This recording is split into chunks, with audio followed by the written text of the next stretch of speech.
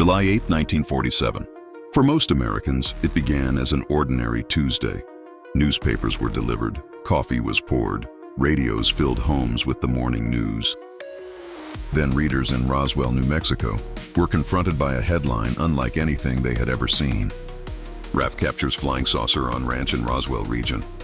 The article reported that the intelligence office of the 509th Bombardment Group at Roswell Army Airfield had announced it was in possession of a flying saucer recovered from a nearby ranch.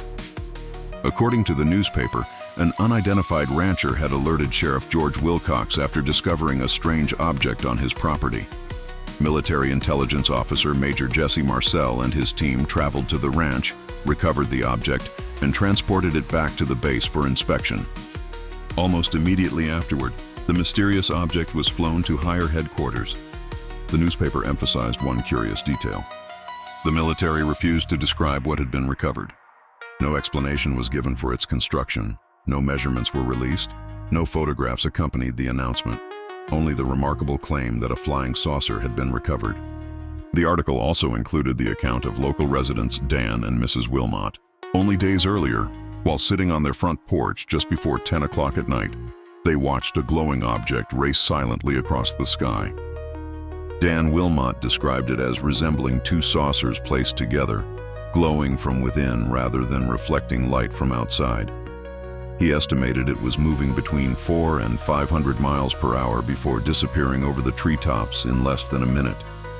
Mrs. Wilmot recalled hearing only a brief swishing sound.